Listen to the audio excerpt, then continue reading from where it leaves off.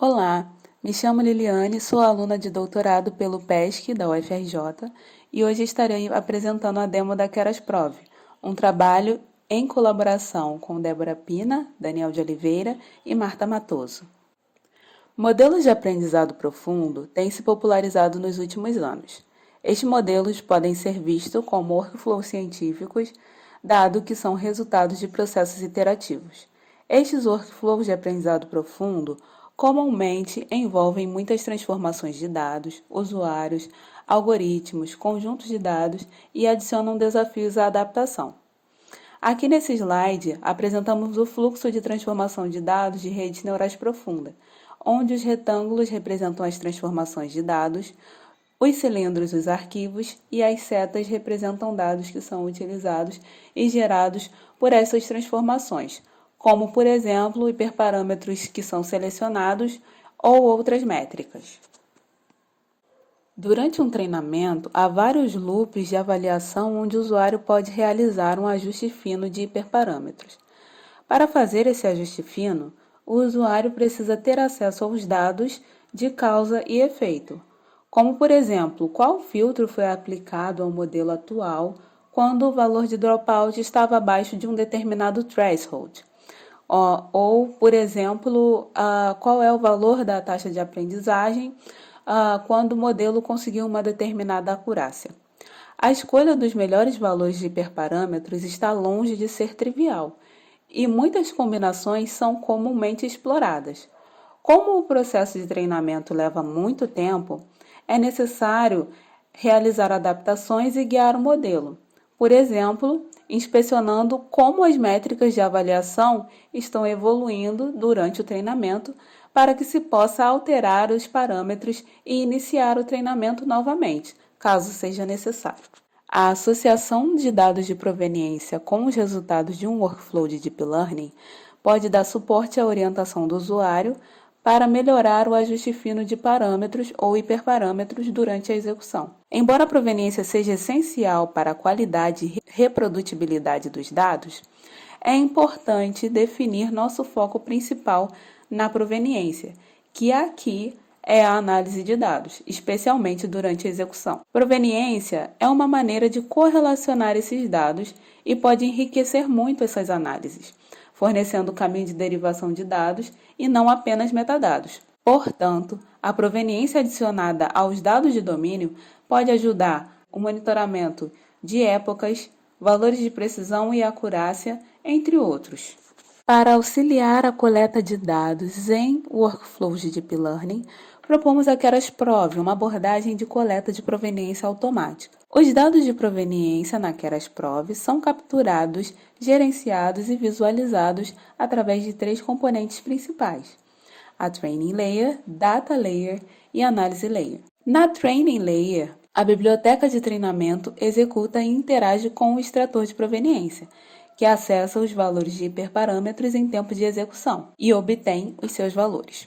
Uma vez capturados, os dados de proveniência são gerenciados de forma assíncrona com a execução do algoritmo de Deep Learning. Depois, o extrator de proveniência interage com a Data Layer, que pode obter os caminhos de arquivo JSON que descrevem a estrutura da rede neural. Esses caminhos de arquivo, com os valores de hiperparâmetros, métricas e entre outros, são enviados para o banco de dados de proveniência. Neste caso, usamos o MoneyDB. Em seguida, o Provenance Exporter consulta o banco de dados de proveniência e envia os resultados da consulta para o visualizador de proveniência, que gera uma representação visual do gráfico de proveniência como alternativa à análise do tempo de execução do usuário. Na camada de dados, os dados são armazenados no MoneyDB e, eventualmente, os dados do sistema de arquivo são extraídos para complementar os dados de proveniência e são exportados para serem consultados na interface de consulta, para evitar que o usuário precise utilizar SQL. No slide apresentamos o modelo de classes da Keras-Prov. As classes dentro da área pontilhada em vermelho são classes relacionadas ao fluxo de transformação de dados para Deep Learning. A classe iTrainingModel contém os hiperparâmetros que devem ser definidos na rede neural antes do processo de treinamento. O prefixo i se refere aos parâmetros de entrada e o prefixo o nas classes se refere aos valores dos parâmetros de saída. Alguns desses hiperparâmetros são taxa de aprendizado, número de épocas, otimizador, tempo decorrido, entre outros. A classe OTrainingModel contém métricas de desempenho para um modelo gerado por época. As adaptações que são feitas durante o treinamento de uma rede neural, como por exemplo, uma adaptação que gere uma nova taxa de aprendizado ao fim de uma época, usando uma função que diminui significativamente o valor da taxa de aprendizado a cada n vezes por um fator m. Assim, a atividade de adaptação recebe como dados de entrada o conjunto produzido pela atividade anterior, ou seja, a atividade training, e um conjunto de dados com informações, como por exemplo, o fator m, o valor de n e a taxa inicial de aprendizado. Este conjunto de dados é representado pela classe iAdaptation. O conjunto de dados produzido pela atividade de adaptação é representado pela classe OAdaptation. Este contém a nova taxa de aprendizagem, a época e a data e hora em que ocorreu essa adaptação, além da identificação da adaptação através de um ID. Por fim, temos a classe OTestingModel, que está relacionada à atividade testing e fornece dados sobre a avaliação do modelo. Assim, da mesma forma que a classe OTrainingModel, a OTestingModel contém métricas de desempenho, como precisão e valores de função de perda. Vale ressaltar que este modelo pode ser estendido à medida que novos hiperparâmetros e métricas forem necessários, utilizando a DNN-Prov. As classes relacionadas à especificação do Dataflow são herdadas do modelo ProvDF, que são Dataflow, Data Transformation, Dataset, Data Dependency, Program e Attribute. Essas classes representam proveniência prospectiva. A classe Dataflow é responsável por representar os diferentes fluxos de dados cujo conteúdo foi armazenado no banco de dados de proveniência. Essa classe contém um nome para cada Dataflow. A classe Data Transformation representa as várias atividades associadas a um determinado fluxo de dados. Uma atividade está associada a um programa ou script que é executado. Para representar a proveniência retrospectiva, a Keras ProvDF possui as classes Task e File. A classe Task representa as instâncias das atividades que são executadas, e a classe File representa os atributos da entidade que foram eventualmente usados e gerados durante a execução.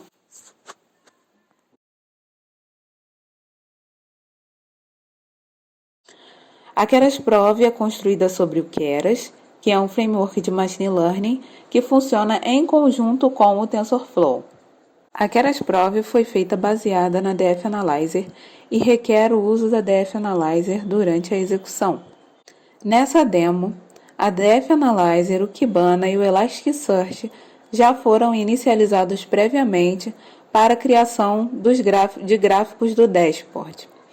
O código da AlexNet, que é a rede neural que vai ser utilizada nessa demo, pode ser visualizado.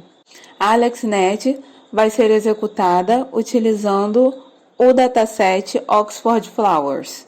Nesta demo, realizaremos a execução desta rede com 30 épocas. Para o funcionamento correto da Keras Prov, é necessária a instalação do Keras presente em nosso repositório e das bibliotecas requeridas na seção de Software Requirements. Para que a Keras Prov realize a execução com captura de hiperparâmetros, é necessário que as variáveis a serem configuradas sejam definidas como true ou false dentro do script que será executado. Nesta demo, colocamos todos os valores passíveis de captura com valor true. Bom, indo à nossa demo, executando a AlexNet com o Oxford Flowers, para que essa execução seja adiantada, o dataset de entrada já foi previamente baixado nessa máquina. Bom, podemos abrir aqui a interface de consultas da Keras Prov. Aqui está o nosso Dataflow da AlexNet e essa é a visualização. Aqui na nossa base, nós já temos provavelmente os dados, já foram enviados os dados relativos à estrutura da rede neural. A Keras-Prove apresenta o Dataflow em forma de um grafo. O grafo explicita os nomes das entidades, representados como vértices, e os nomes das transformações, representados por meio de arestas direcionadas, que associam as entidades usadas com a entrada da transformação para os dados de saída. Na visualização do Dataflow, podemos ver 4 transformações definidas pela Keras-Prove e os seus 5 datasets. 2 datasets são para dados de entrada, que são o iLayers e o iTraining Model. Ambos datasets contêm dados relativos à definição inicial do modelo, como, por exemplo, informações das camadas da rede e valores iniciais de Learning Rate. O dataset ou Training Model contém as métricas por época de treinamento da rede. Nós temos a perda e a perda de validação, a acurácia e a acurácia de validação, a época de cada uma delas e o tempo decorrido para cada um desses elementos. O dataset ou testing é o dataset de saída que contém dados de acurácia e perda do modelo ao final do treinamento, quando o modelo entra na parte de teste. E o dataset ou adaptation faz o registro das adaptações realizadas na rede, caso haja alguma adaptação. Uma consulta que nós já podemos realizar é sobre a estrutura da rede, que fica no dataset iLayers. Nós podemos pegar o nome, o tipo do atributo e o valor do atributo. Aqui nós temos o nome da camada, o nome que o TensorFlow deu para a camada, o tipo de atributo e o valor que cada um dessas camadas recebeu.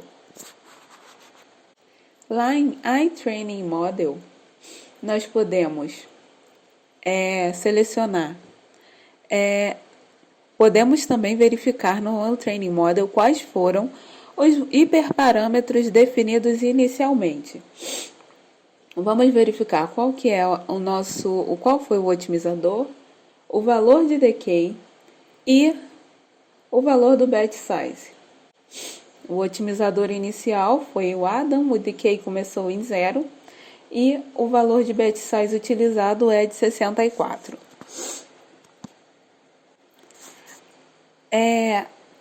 Essa execução da AlexNet faz uso de uma adaptação, que é a adaptação Step Decay, que faz a queda da Learning Rate dentro de um fator a partir de uma quantidade de épocas, de um intervalo entre épocas. O valor da Learning Rate sofre uma queda a cada 10 ou 20 épocas. No nosso caso, a cada 10 épocas, a Learning Rate vai ser diminuída a partir de um fator que pode ser definido pelo usuário. Aqui no nosso caso é o drop, e esse drop tem valor de 0,5, ou seja, a Learning Rate cai pela metade a cada 10 épocas.